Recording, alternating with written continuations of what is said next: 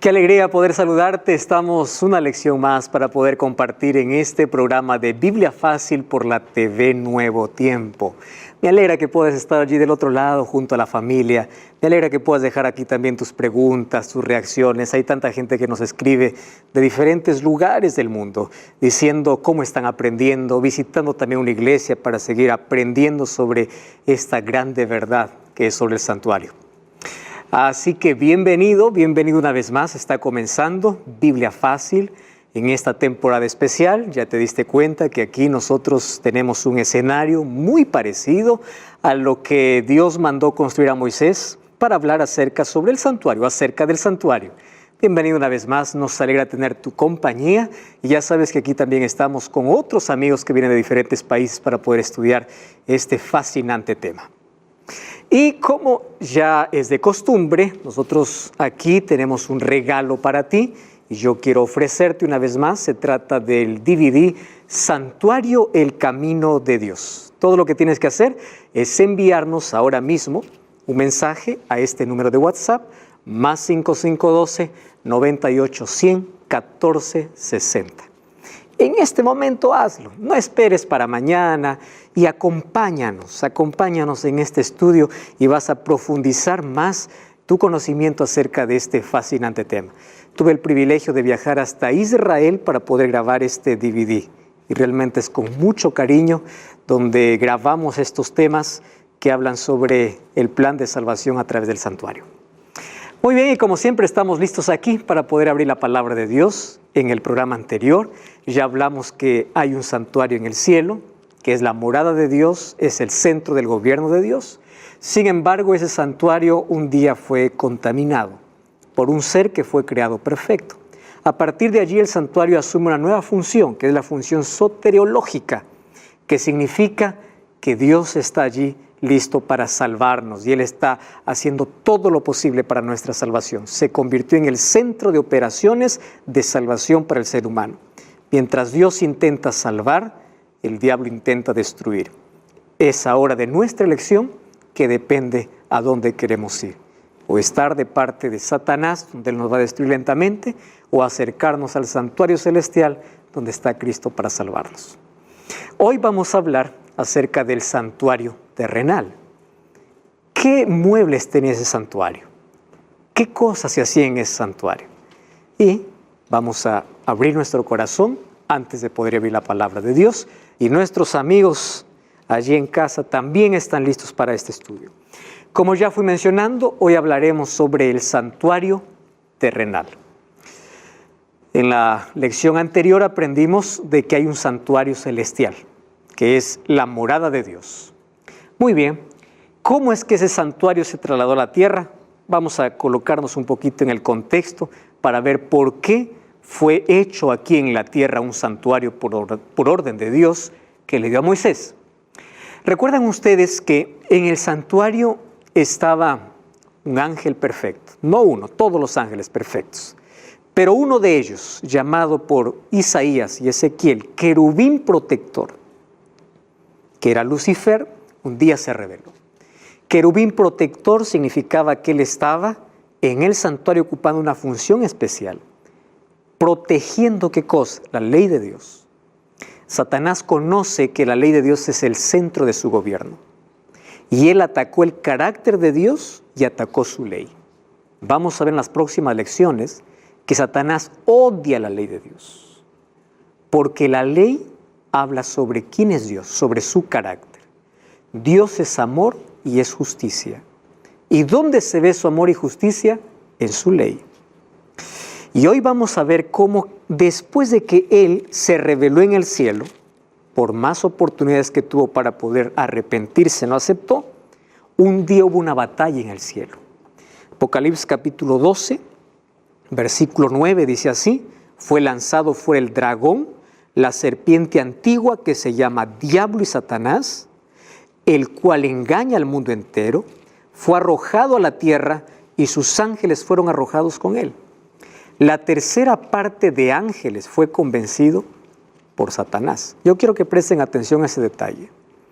Si ángeles fueron convencidos por Satanás, imagínense la estrategia que él usa para que el ser humano pueda aceptar su propuesta.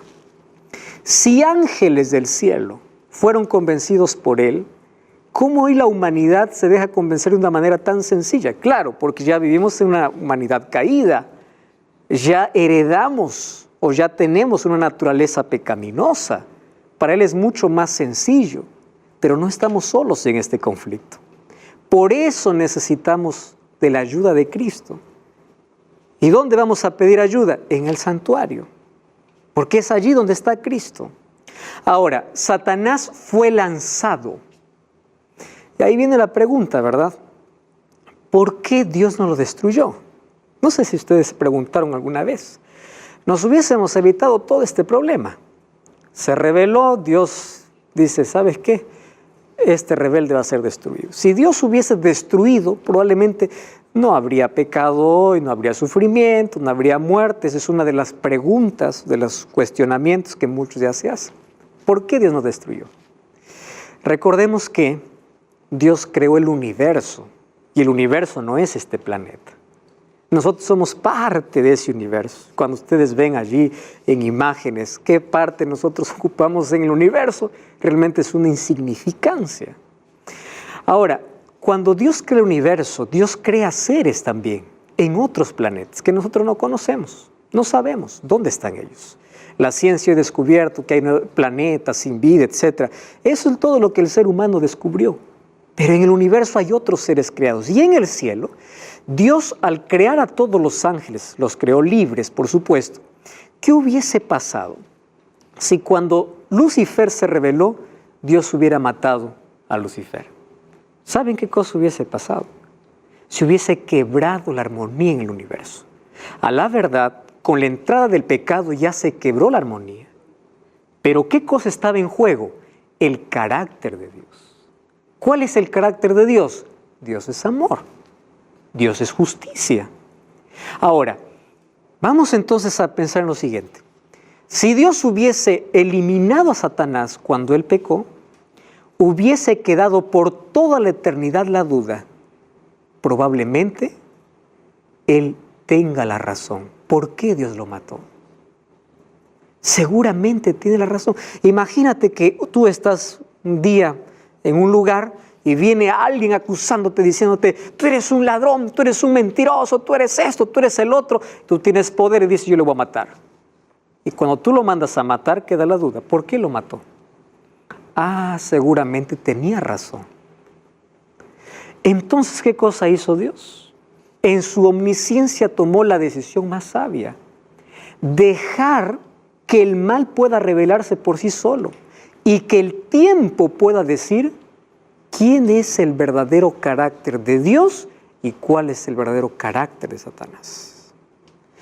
Todo el universo estaba a la expectativa cuando surgió la rebelión. Y es por eso que hoy quedó ante los ojos del universo el amor y la justicia de Dios y el verdadero carácter de Satanás. Demandaba un poco de tiempo todo eso. Y entonces, ¿cómo continúa la historia? Aquí Dios había creado el mundo. Génesis 1:31 dice que todo lo que había hecho era bueno en gran manera, era perfecto. Este era un nidito de amor, así como los padres hacen una cunita, un cuartito para la llegada del bebé.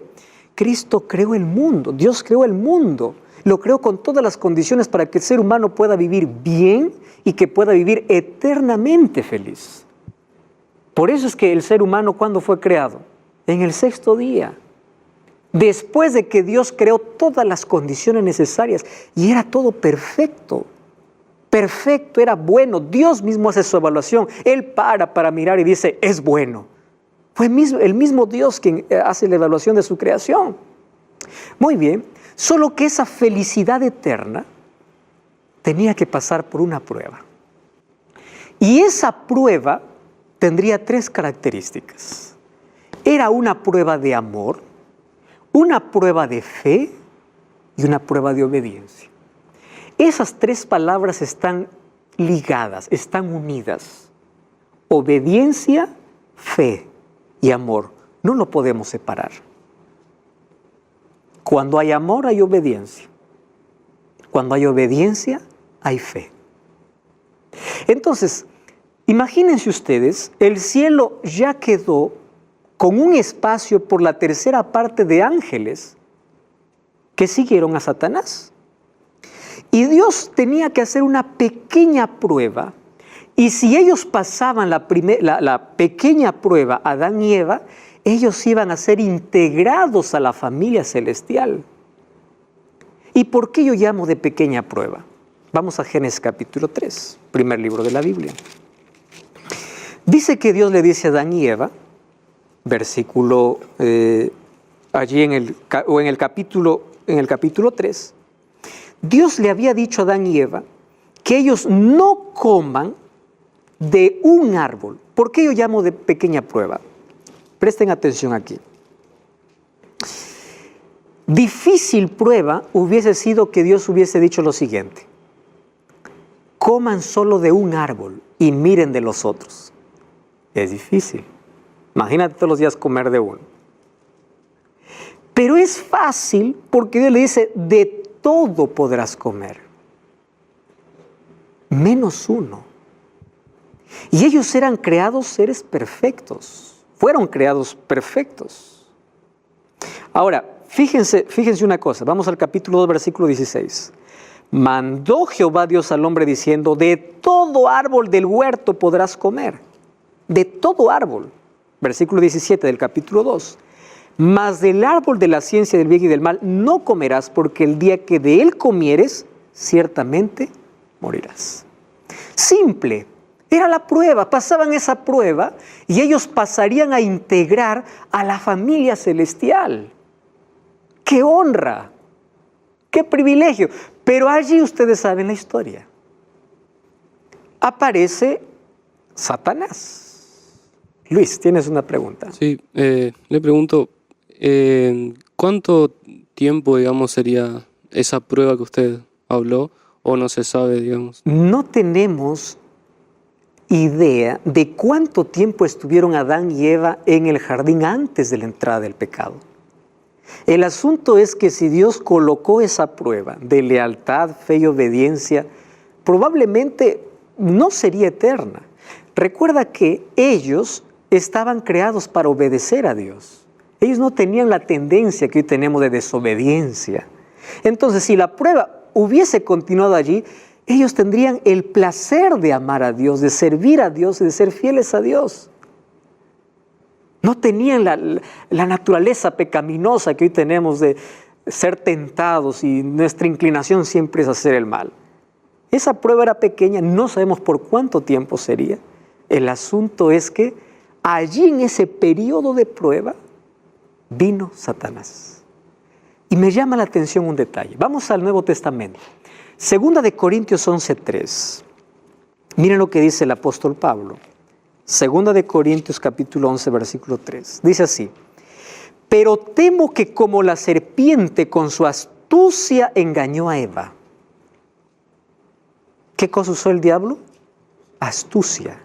Él es muy astuto y sutil. ¿Cómo lo hizo? Dice el versículo 3. Vuestros sentidos sean de alguna manera extraviados de la sincera fidelidad a Cristo. Voy a hablar un poquito de la astucia. Ustedes saben que el diablo no ha cambiado de plan, pero el ser humano siempre cae en el mismo. Su plan tiene más de 4.000 años, porque más o menos hay más de 4.000 años desde la creación hasta acá. El mismo plan. ¿Qué cosa usa? Él es estratega. Él no hace las cosas por hacer, él tiene un plan. Y él es astuto. ¿Cómo usa su astucia? Número 1, nunca da la cara. Siempre se disfraza. ¿Quiere arruinar la vida de alguien? Él nunca da la cara, se disfraza. Arruina la vida de una señorita tras un chico lindo. Arruina la vida de un ser humano que está buscando un poco de placer tras una botella de licor, que probablemente después viene a ser sabroso y nunca da la cara, nunca da las consecuencias, la enfermedad, el problema. No, siempre se presenta en una caja bonita, siempre se presenta en algo bonito. Y usó la serpiente porque la serpiente no es como lo que hoy conocemos, era el animal más lindo que había en la creación. La serpiente volaba, no se arrastraba. Recuerden que él se arrastra después de la maldición. que Dios le da. Le dice, te arrastrarás y polvo comerás. Eso después de la maldición. Pero antes no se arrastraba. Era el animal más precioso. Número 2. Él siempre tergiversa la verdad. Ojo con la astucia. Vamos al capítulo 3, nuevamente de Génesis. Miren lo que dice versículo 1. Dijo a la mujer, con que Dios ha dicho de todo árbol del huerto no podréis comer. Usa la verdad, pero ¿qué cosa hace? Lo cambia. Ustedes no se sorprendan cuando haya pastores que usan la Biblia para cambiar, líderes que usan la Biblia cambiándola, instrumentos de Satanás que usan la palabra cambiándola.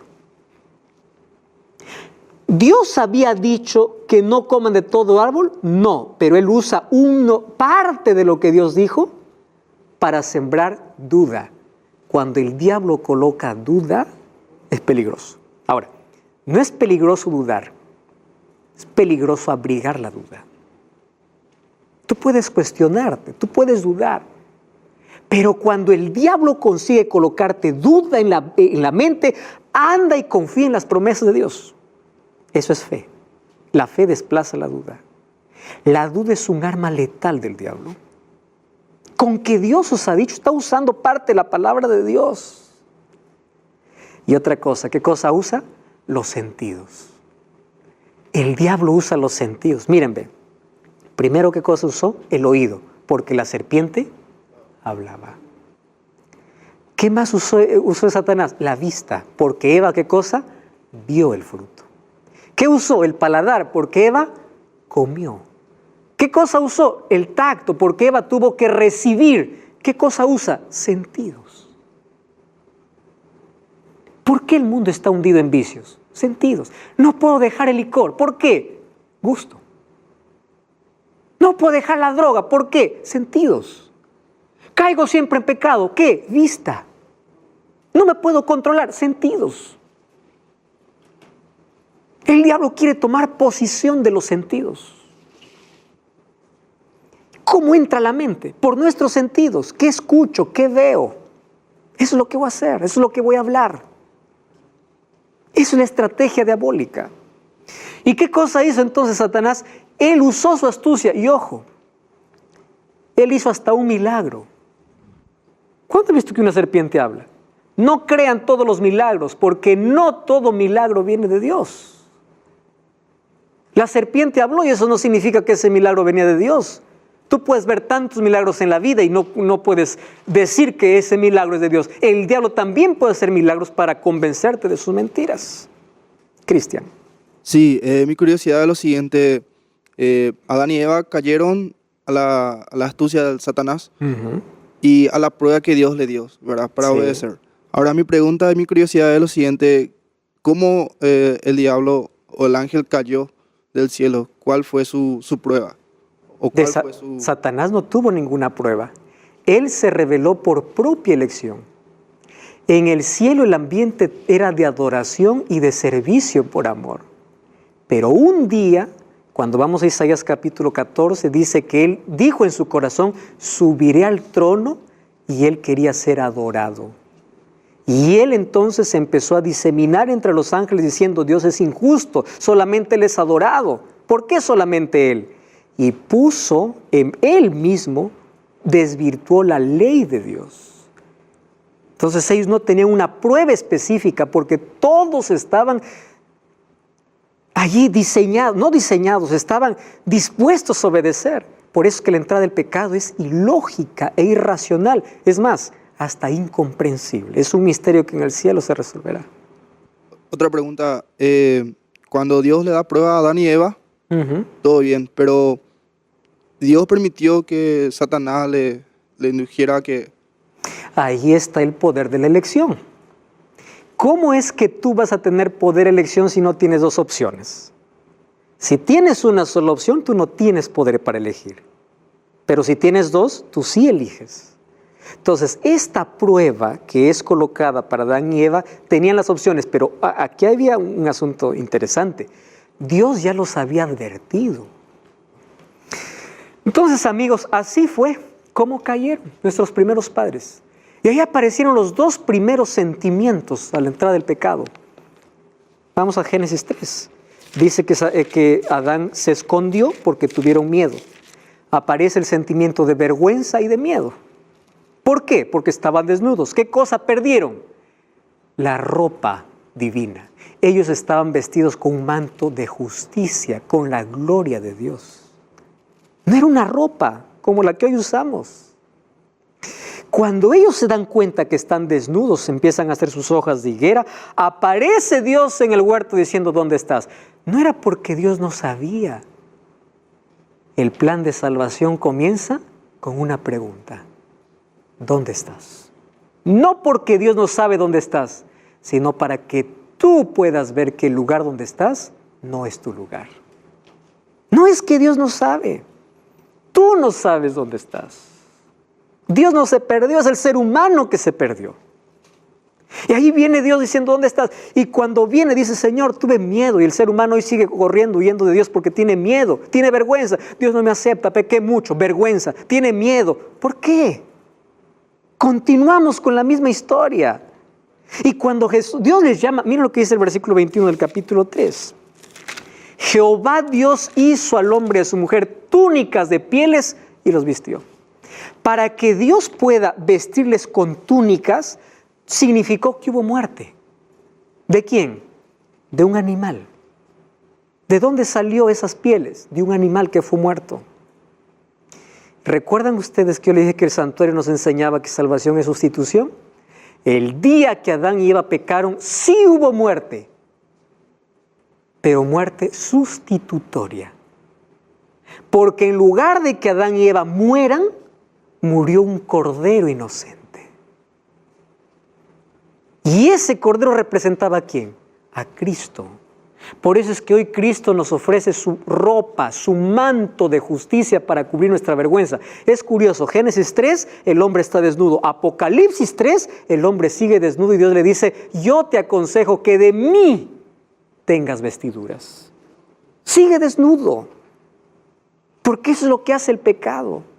Entonces, amigos, allí ocurrió la muerte de un animal. La solución para el problema del pecado fue la sustitución. Tú y yo merecemos morir, pero allí se colocó Dios y dijo, yo voy a morir. Yo voy a tomar tu lugar. Imagínate el dolor de Adán y Eva al ver un animal inocente muriendo en su lugar. Sustitución. Y a partir de allí comienza un camino de sangre. Mas eso era un plan que Dios ya había establecido en la eternidad. Luego Dios les llama para hacer un juicio. Y allí aparece en Génesis capítulo 3, versículo 15, el primer juicio. Miren lo que dice 3:15. Pondré enemistad entre ti y la mujer, entre tu simiente y la simiente suya. Este te dirá en la cabeza y tú le herirás en el calcañar. Estaba Dios, Adán, Eva y la serpiente. Y Dios hace un juicio y le dice así, a la serpiente le dice, mira ve, un día tú vas a ser pisoteada en la cabeza. ¿Por qué? Porque de esta mujer nacerá una simiente, es una descendencia. Nacerá un descendiente de esta mujer. Tú, serpiente, le herirás en el calcañar, es decir, en el talón.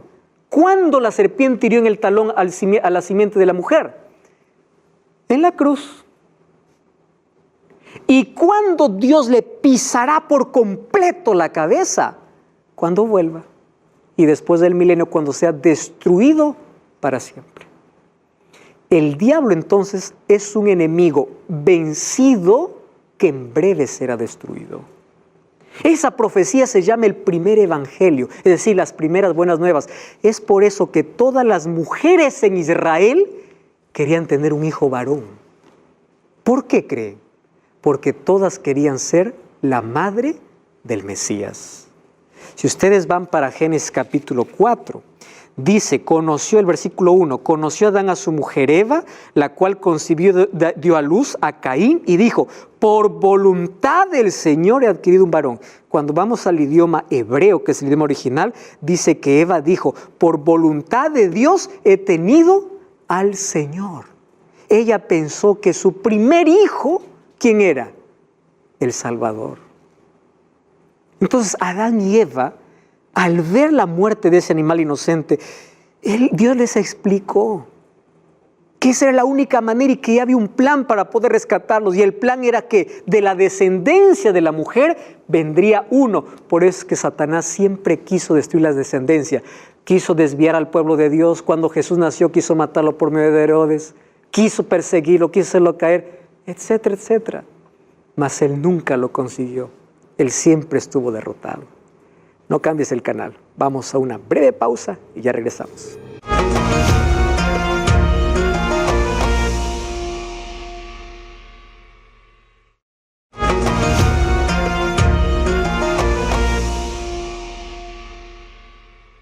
Y estamos de regreso, esto es Biblia Fácil y yo aquí en mi mano tengo un regalo que hoy puede estar en tus manos. Se trata del DVD Santuario, el Camino de Dios, porque ese es el título incluso de esta temporada, El Camino de Dios. Todo lo que tienes que hacer para solicitarlo es enviarnos un WhatsApp ahora mismo al +5512 9810 1460. Vas a profundizar mucho más tus conocimientos sobre el santuario y te recuerdo que este DVD lo grabamos en Tierra Santa, allá en Israel, en diferentes lugares. Acá tenemos imágenes del Mar Muerto, de un santuario que hoy está como una réplica en el desierto, en el valle de Timnat. Extraordinario. Tú puedes solicitarlo ahora mismo y te recuerdo que es totalmente gratis. ¿Está bien? Muy bien, estamos hablando hoy en nuestro tema sobre el santuario terrenal. ¿Cómo es que comenzó toda esa historia hasta que el santuario terrenal fue levantado aquí en la tierra? Entonces, podemos decir que el primer santuario en la tierra fue el jardín del Edén, porque Dios estaba morando con sus hijos. Pero el pecado abrió una brecha, un abismo, y solamente abrió un puente para unir al Dios y el hombre, o al hombre a Dios, a través de un camino, y ese camino tendría la forma de una cruz. Era a través de la muerte sustitutoria de Cristo. Por eso es que el libro de 1 Pedro 1:18 dice, sabiendo que fuisteis rescatados, no con cosas corruptibles como oro o plata, sino con la sangre preciosa de Cristo, como de un cordero sin mancha y sin contaminación, destinado desde cuando dice, antes de la fundación del mundo. El pecado no tomó a Dios por sorpresa. Ya había un plan por si el hombre eligiese darle espalda a Dios. Y era tomar su lugar. Por esa sangre somos rescatados. Un cordero murió para cubrir la desnudez de Adán y Eva. Y ese cordero representaba ¿a quién? A Cristo. Quiero que imaginen la siguiente escena. Después que pecaron, ellos tuvieron que salir del huerto y 2 ángeles cuidaron para que ellos no volvieran a entrar. ¿Por qué Dios no permitía que ellos estuvieran en el huerto del Edén después del pecado? Porque en el huerto estaba el árbol de la vida. Si ellos comían del árbol de la vida, ellos serían pecadores eternos. Entonces era mejor restringir. Y vamos a ver en Apocalipsis que lo que un día perdimos en el Edén, en el cielo nuevamente estará el árbol de la vida. Eso veremos en las próximas lecciones. Todos los días Adán se acercaba con su familia. A partir de allí, a hacer sacrificios hasta la puerta del jardín, donde no podía más entrar. Yo imagino explicando a sus hijos, diciendo, un día estuvimos adentro, hoy estamos afuera, pero un día Dios nos dará el derecho nuevamente de entrar. Pero para entender eso, ¿qué cosa tenían que hacer? Sacrificar un animal. Ustedes saben que en la Biblia encontramos a Abraham haciendo sacrificios, Noé haciendo sacrificios, todos los patriarcas haciendo sacrificios. ¿Cómo lo entendieron? Porque en Génesis 3 se comprendió el plan de salvación. Hasta que ese camino de sangre o esos sacrificios que apuntaban a la llegada del Mesías, un día se convirtió en un santuario.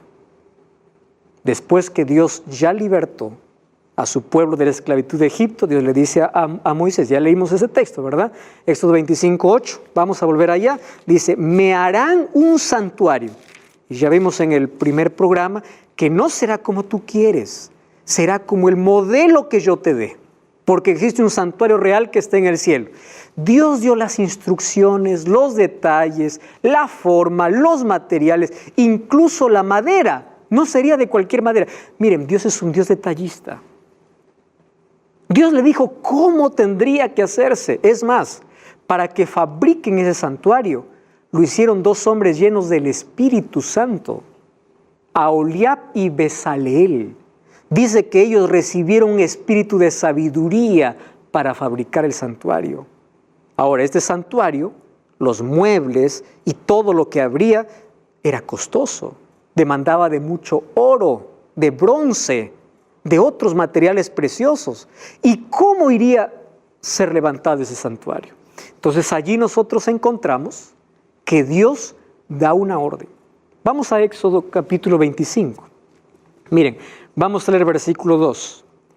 Di a los hijos de Israel que tomen para sí ofrenda de todo varón que le diere de su voluntad de corazón.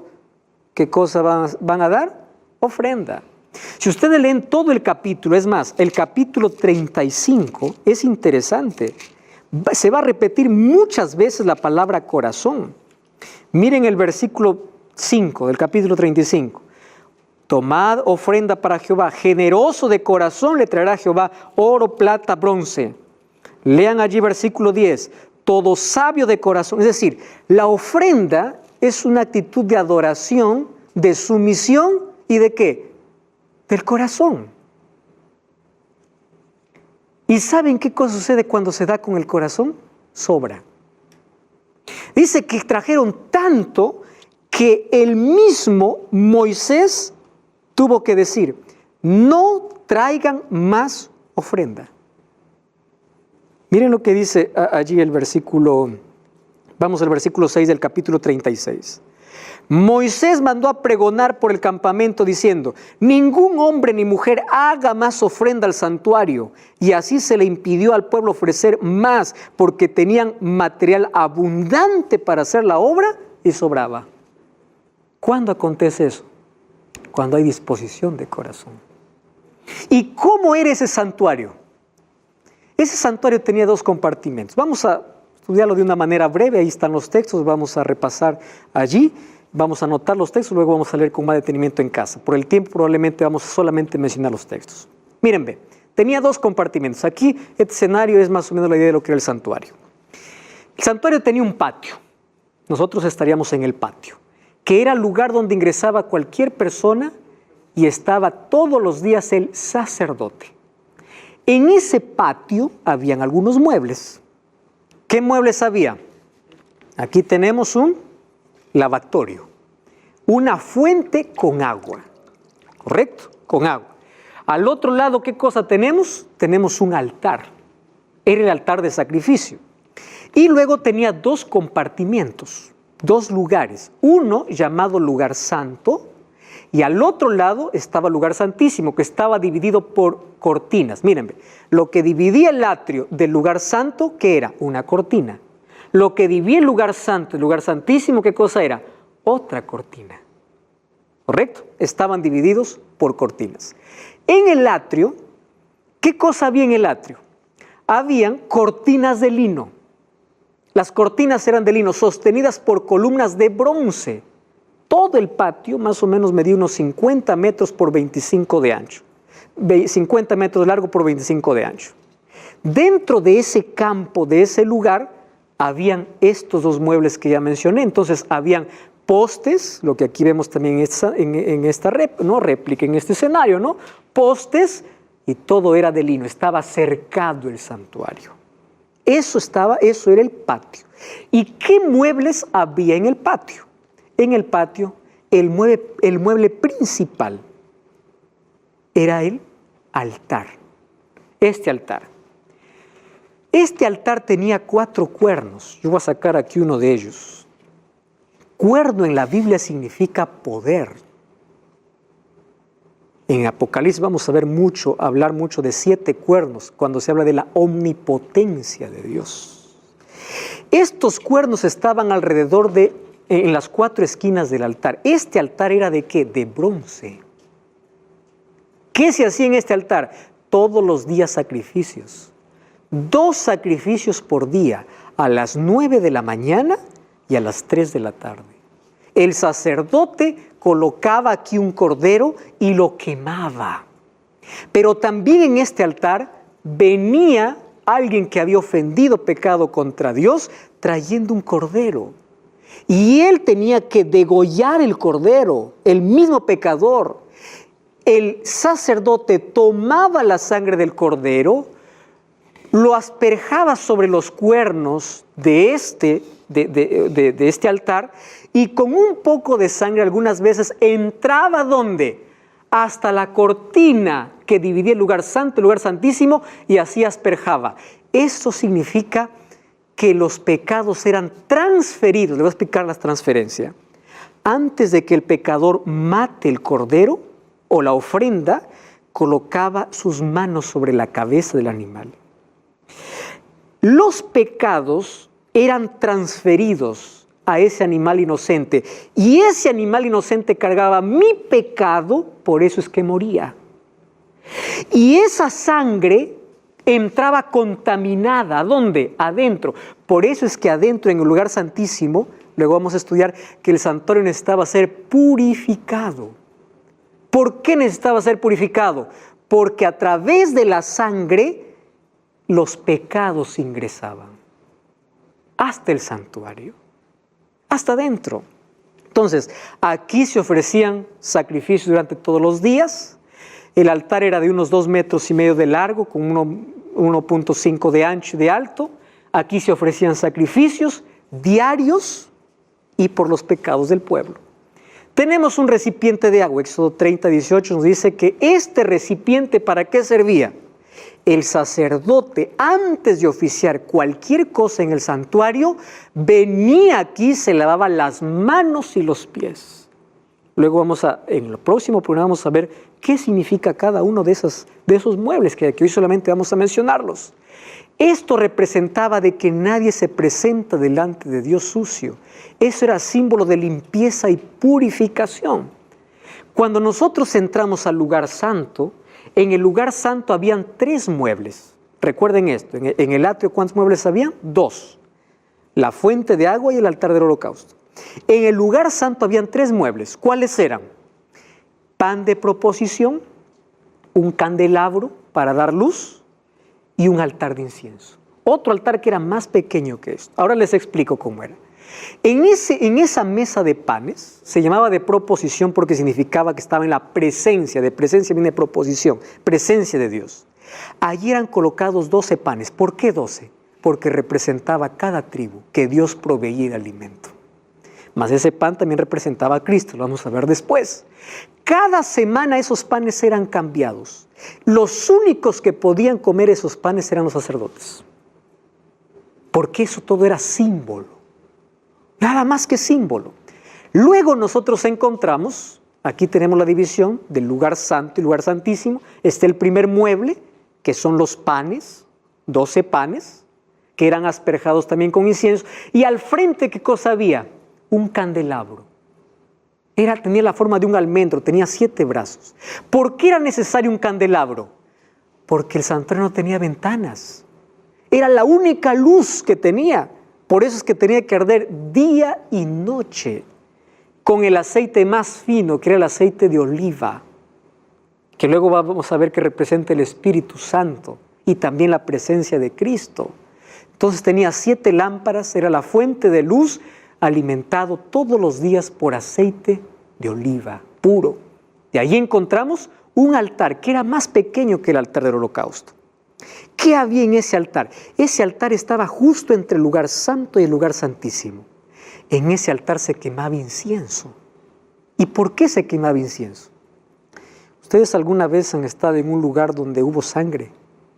La sangre tiene un olor. Imagínense si todos los días ingresaba sangre hasta el santuario, el olor que habría allá.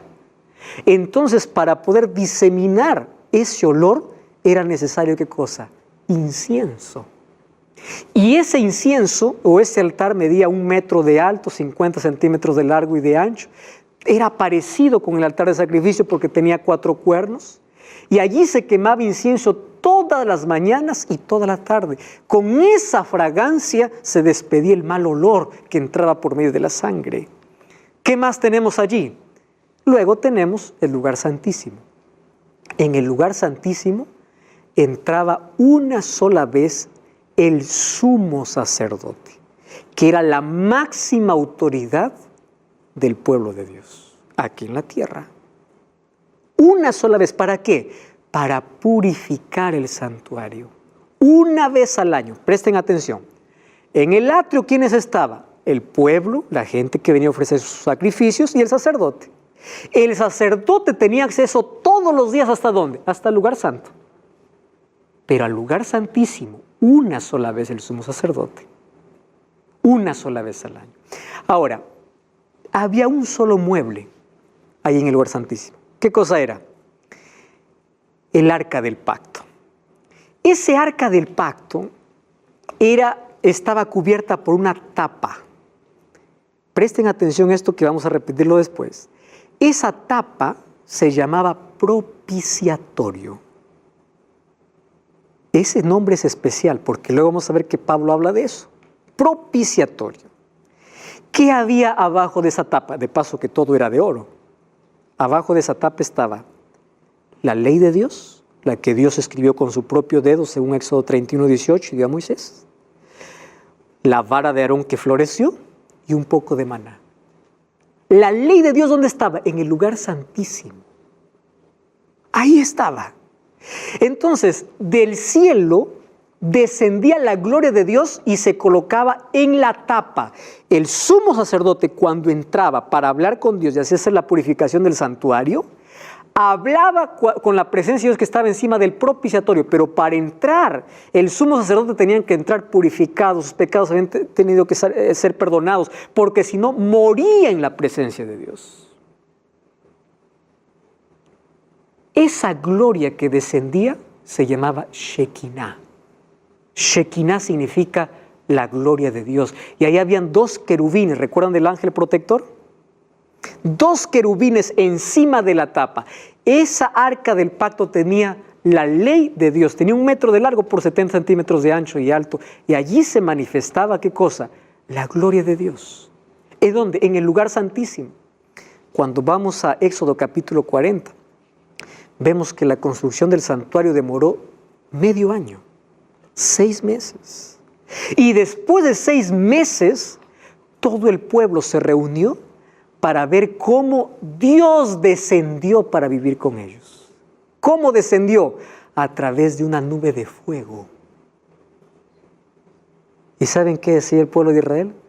Cuando esa nube de fuego, fue nube de fuego en la noche y era una nube que los cubría del calor en el día. Cuando ese fuego que los calentaba en la noche se movía, el pueblo tenía que moverse. Cuando esa nube paraba, el pueblo paraba. Dios moraba con su pueblo, acampaba en medio de su pueblo. Y así recorrieron por mucho tiempo, durante todo ese desierto, Dios guiando a su pueblo. Y cuando ellos estaban reunidos viendo la gloria de Dios,